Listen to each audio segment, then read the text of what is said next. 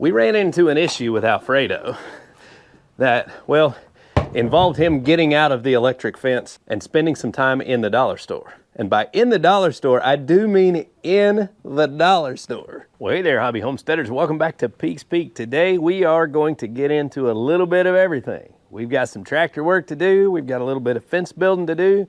We've got some animal feeding to do. And we're going to talk about how we are starting over.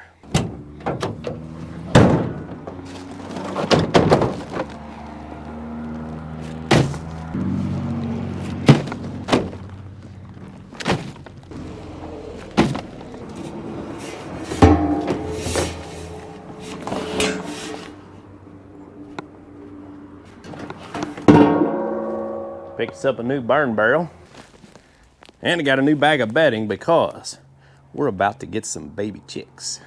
In those baby chicks, that's going to include some baby ducklings, which you might have guessed based on the fence that I just pulled out of here. Because if you follow our channel, you know we lost all of our ducks, and that had to do with the Premier One fencing just not being sufficient. The ducks could get out, predators could get in, and that's what happened. So we're going to go at this from a different angle now. So I had to make a run to Rural King this morning and buy some supplies, a little bit of feed for the goat and some fence building supplies. Had to stop by Farmer's Daughter Coffee Company, get me a good cup of coffee.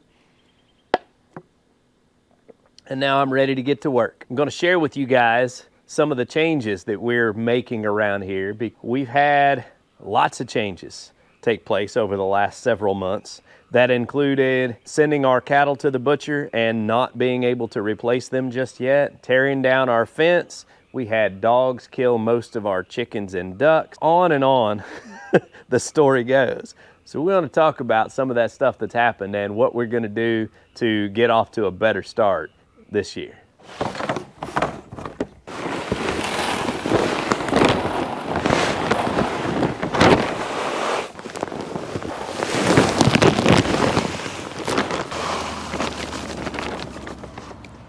It's been a while since I've had to fill up the feed barrel because Alfredo the goat doesn't eat a lot of feed. In fact, in the summertime, he mostly just eats on the hillside.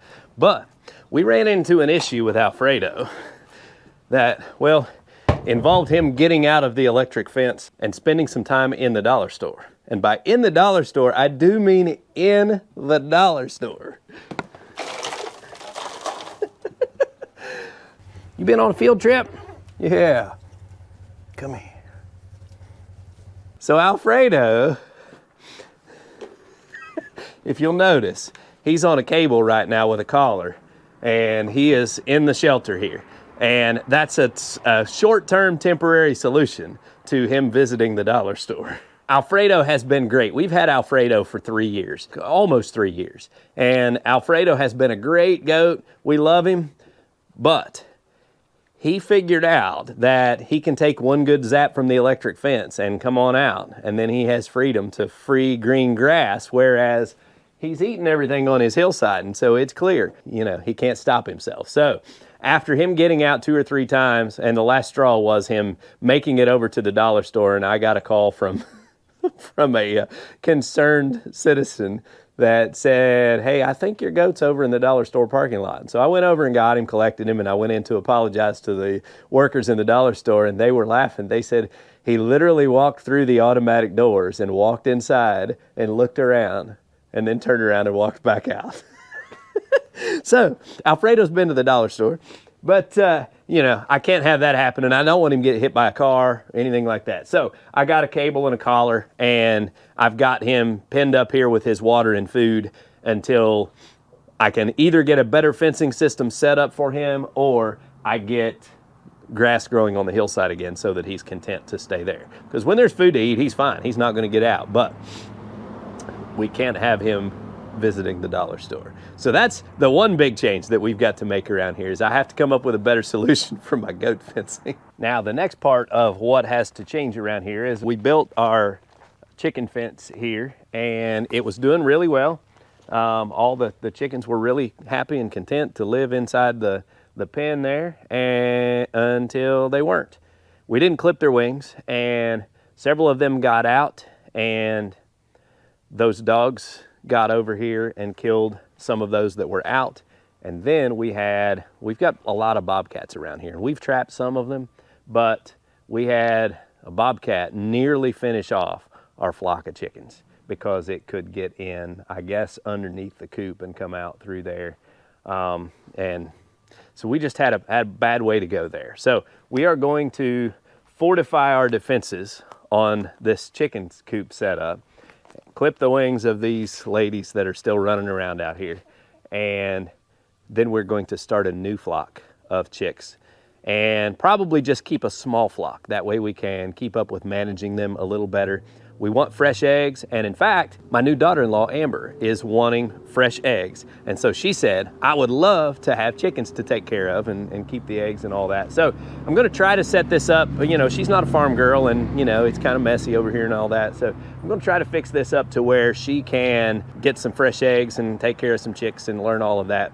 And I think what we're gonna do is cut an access in the side of the coop here so that we can gather the eggs without having to go inside the pen with the chicks. And then I'll kind of try to take care of the whole maintenance of the chicken coops and keeping them clean and share that responsibility with my son or whatever. But that's the next big change we're going to make. Now thinking just a little bit more long-term, where we had to take our fence down for our pasture, I'm left with a pasture or a barn lot that's about half the size of what I had before. But we have our fence to put back up, and Cameron's gonna have to help me with that. So what we're going to do is stretch a fence basically from the edge of his driveway down there in the corner up to the gate in the front corner here next to the trail. So I'll have about an acre, not quite an acre, of a barn lot here where I can hopefully feed out a steer, because I miss that. I gotta have me a cow to raise, you know. I wanna have the freezer beef, and I just, you know, I thought about just giving up on that and just buying from a local farmer. And I may have to do that this year to refill the freezer just because we're already behind. We've been months without without a cow on the farm. Long-term goal this year, I want to get my fence put back up and get me a steer in the pasture here. I might even look into some of those smaller breeds like Dexter or something like that. They take a little bit longer to raise, but they also don't require as much space and resources to raise them. So we'll see about all that, how all that goes. But today's project is mostly focusing on the duck pen. I've got to get a little bit of dirt hauled over there to build the dam up just a little bit higher to make sure it doesn't wash out. And then we're gonna start putting up my duck fence that I think will help to keep those ducks safe. Yeah, getting the feed and filling the feed barrels and doing all that, those are things that I've missed. I am excited to start getting the farm set back up to where we have animals around and I'm doing the homesteading thing again. I've got my brooder right here, so I'm gonna be dragging that out and getting it set up in the barn so that we'll be ready to bring those chicks in. And I'm excited that the girls want to be involved in that. Chloe wants new ducks. So Chloe is all about getting those new ducks on the farm, and Amber's about getting the chicks on the farm, getting some eggs going. So yeah, it's exciting times here. We're all gonna work together and make this happen.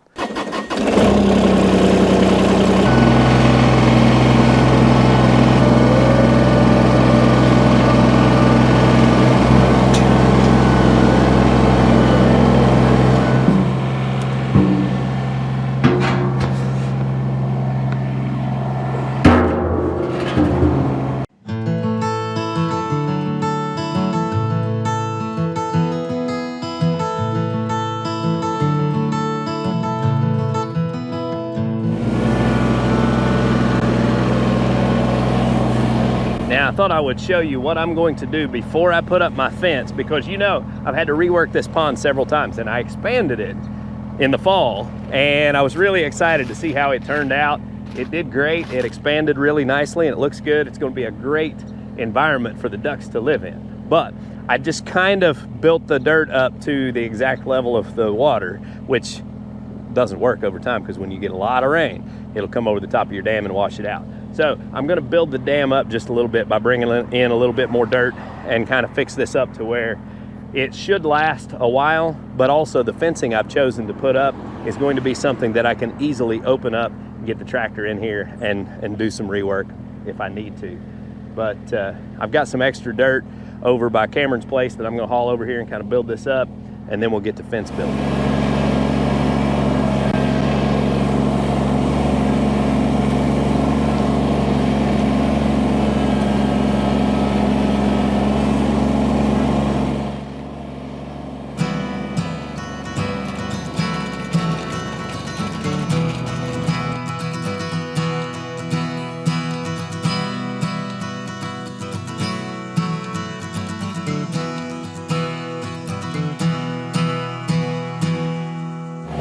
Kind of killing two birds with one stone here, because we are taking the extra dirt off the piles in Cameron and Amber's yard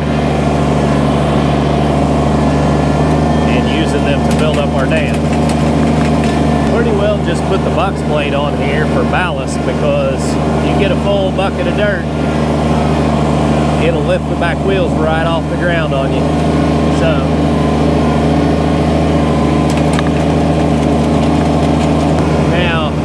in my longer term plans, I'm planning on getting me a rock bucket. And so we've got lots and lots and lots of rocks. Cameron's yard needs worked on, and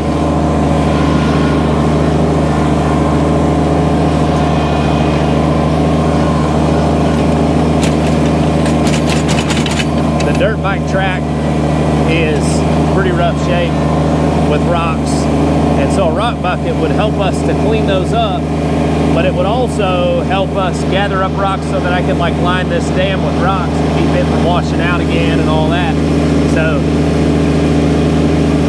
yeah, I'm kind of looking forward to getting in on that, doing a little bit with a rock bucket there. But we're getting there. I'm gonna give me one more bucket of dirt here and call this good.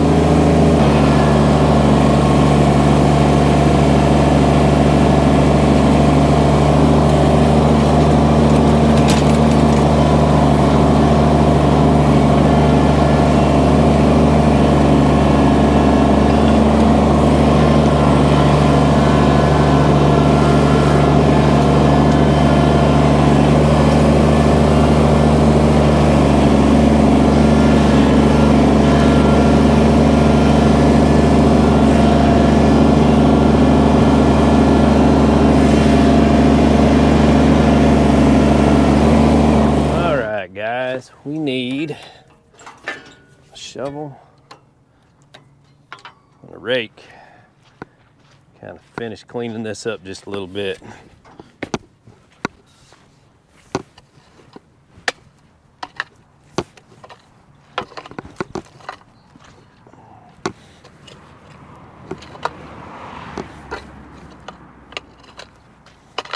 I really wish that I could get in here and drive on this, pack it in real good. What I did instead was I cut me a spillway on the other side there. That way the water will flow out over there before it gets up high enough to run out this other side over here. All right, well, I have fence supplies because we took down a lot of fence. I don't think that I'm gonna go back with T-posts. I want to get a sawmill and make board fence when we go back up. I don't know if I'll get to do that or not. I don't know if I can afford to, but I'm going to use T-posts on this project because I have them. And I'll also say I bought garden fence. It's not heavy gauge wire fence because I didn't want to have to set wooden posts and pull it, stretch it tight, and set H braces and all that for a duck fence. That will probably change in a few years, you know. I've got 200 foot of fence, and I want to put my posts probably every 8 foot or so. That would be 25 posts. 25. Okay, now I need to go get a big tape measure and fence post driver and a pair of gloves. Yeah.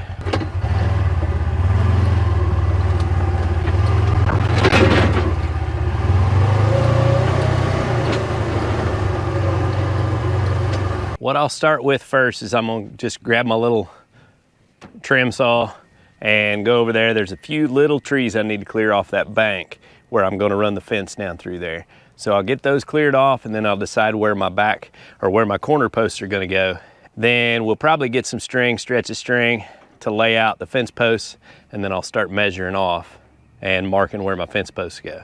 And this will be a pretty quick and easy project because we're not building a big, intricate, heavy duty, high tensile wire fence where we're gonna have to build the H-braces and all that. We're simply using T-posts and 2" by 3" garden wire that's 3 foot tall for the ducks. And then when I finish up, in order to give us an extra line of defense against predators, I may run a strand of electric wire around the outside of that 3 foot fence. I'll figure that out once I get this part done. We haven't got the baby ducks yet, so I have, at least 6 weeks before we would ever be bringing them out here to put them in the pen, maybe longer than that. So be sure, because it's gonna be a little bit before we get the baby chicks. If you see some things that we can do to make this a little more secure and safer for the ducks, chime in the comments and let us know what you do to keep your ducks safe from predators and all of that. Give us suggestions. We love to hear what you have to think about our projects. We'll get our chainsaw off of here and go make a few little cleanup cuts over here. So I'll probably just cut the smallest of these trees down through there to give us a little bit more space along the fence line, and we'll go out to the grass and put another corner post out there.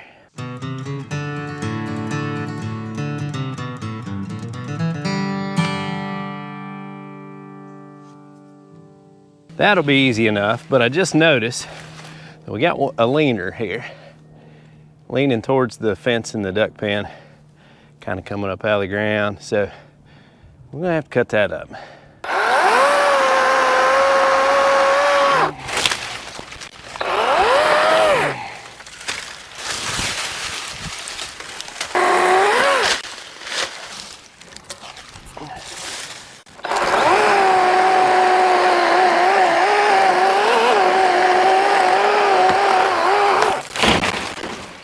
Got it. All right.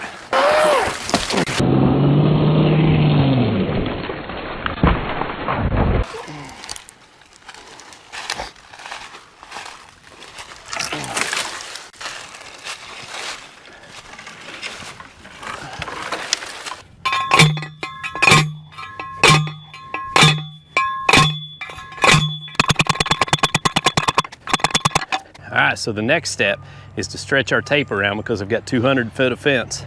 So we'll stretch our tape around the perimeter and find out exactly where we want to set our corner posts in order to hit close to 200 foot. It's gonna work, it's gonna work. We're just gonna take this corner out. So I'm gonna have to reconfigure just a little bit to make my 200 foot fence work, but we'll be able to get them plenty of grassy areas. And honestly, it's probably best to keep them out of this very back corner anyway, because the predators kind of come off that hill. So if I can keep this mowed and keep the hiding spots down for them, then they can't get real close to the fence before they're spotted.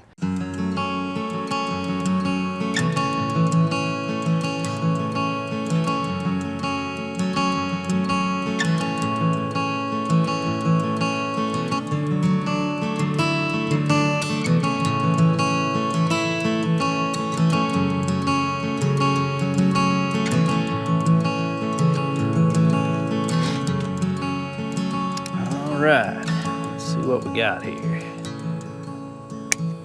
Now, if you've ever done real woven wire fence, I'm basically working this fence just like I would a woven wire fence. Cut me some strands on the end so that I can take the tag ends and wrap the fence around to itself and twist it off. There's a reason why I said I was going to get gloves when we started, because if you're not doing this work all the time, then blisters and but I forgot my gloves, so that's all right. All right, we got this end tied to it. Let's make a run down through here.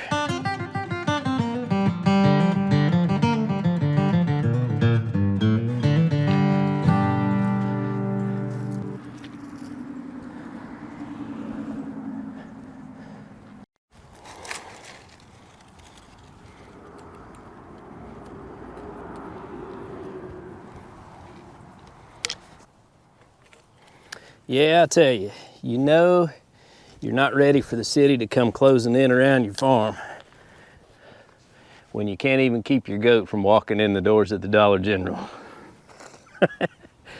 Probably time we did a little bit more with our fences. But I'm excited to get my ducks back. I know that. I really hated that those dogs got in here and got them. So we're gonna have a pretty good little fence around them now, I think.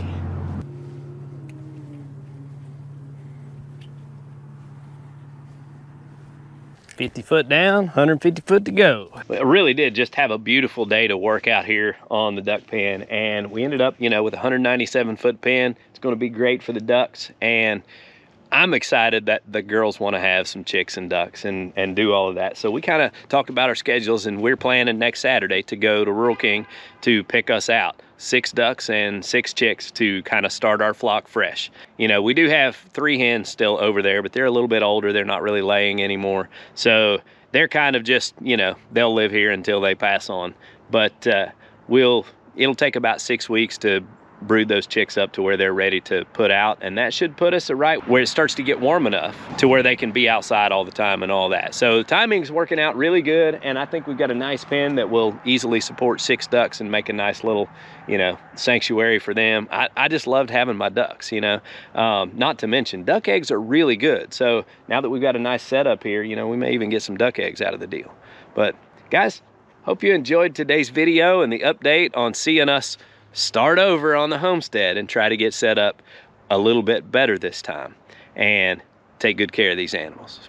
Hope you enjoyed today's video. Listen, don't forget to get outside and enjoy God's creation. It's beautiful out here. Y'all have a good day.